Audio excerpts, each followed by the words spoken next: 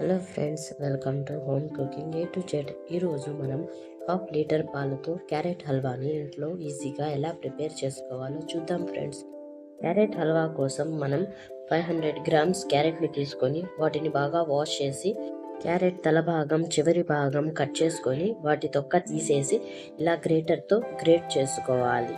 ఇలా గ్రేట్ చేసుకున్న క్యారెట్ని మనం ఒక సైడ్లో పెట్టుకొని ఇప్పుడు స్టవ్ ఆన్ చేసుకొని దాని మీద వెడల్పాటి మరియు దాని కింద మందంగా ఉన్న ఒక బౌల్ని తీసుకొని అందులో 2 టేబుల్ స్పూన్స్ వరకు నెయ్యి వేసి 15 నుంచి 20 బాదాంలని ఇలా సన్నగా కట్ చేసుకొని, లేకపోతే ఎలాగైనా మీ ఇష్టం వచ్చినట్టు కట్ చేసుకొని వాటిని గోల్డెన్ బ్రౌన్ కలర్ వచ్చేంత వరకు వేయించుకోవాలి.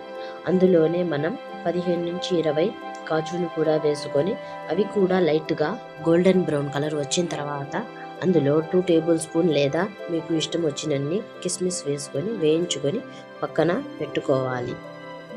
ఇప్పుడు అదే బౌల్లో మనం ముందుగా గ్రేట్ చేసి పక్కన పెట్టుకున్న క్యారెట్ని కూడా వేసి వాటిని కూడా 5 నుంచి 10 నిమిషాల వరకు లో ఫ్లేమ్ మీద వేయించుకోవాలి. ఇలా వేయించుకుంటున్న సమయంలోనే మనం పక్కన వేరే స్టవ్ మీద పాలని మరగడానికి ఉంచేస్తే మన రెసిపీ అనేది చాలా త్వరగా రెడీ అవుతుంది.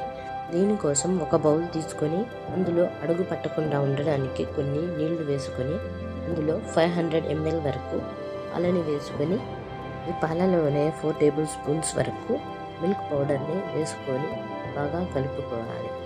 ఈ మిల్క్ పౌడర్ వేయడం వల్ల మన రెసిపీ చాలా టేస్టీగా తయారవుతుంది. పాలు ఒక బాయిల్ వచ్చిన తర్వాత క్యారెట్ తురుముని 1-2 సార్లు కింద మీద కలుపుకొని బాయిల్ అయిన పాలని ఈ క్యారెట్లో వేసి కలుపుకోవాలి. మనం మన పని చేసుకుంటూనే మధ్య మధ్యలో ఈ క్యారెట్ హల్వాని కలుపుకుంటూ ఈ పాలు ఇందులోనే మొత్తం ఇంకిపోయేంత వరకు మనం కుక్ చేసుకోవాలి. మధ్య మధ్యలో చూడండి, ఇలాగా ఒక పొంగు వచ్చిన తర్వాత మిక్స్ చేసుకొని మన పని మనం చేసుకుంటే సరిపోతుంది. ఈ క్యారెట్ హల్వా అనేది రెడీ అయిపోతుంది, మన పని కూడా అయిపోతుంది. చూడండి, ఇందులో నేను మిశ్రీని వేశాను. మీరు దీని బదులు చక్కెరైనా 1 కప్పు వరకు వేసుకోవచ్చు.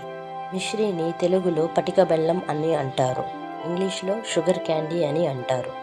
ఈ పటిక బెల్లం అనేది మొత్తం కరిగిపోయి మనకి హల్వా అనేది ఇలా డ్రైగా తయారవ్వాలి. అప్పటి వరకు మనం కుక్ చేసుకోవాలి.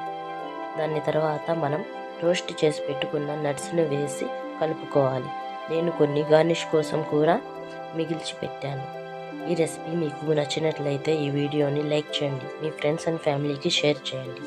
ఇలాంటి మరెన్నో వీడియోస్ కోసం మా channel home cooking A to జెడ్ని సబ్స్క్రైబ్ చేసుకోండి. Thank you for watching.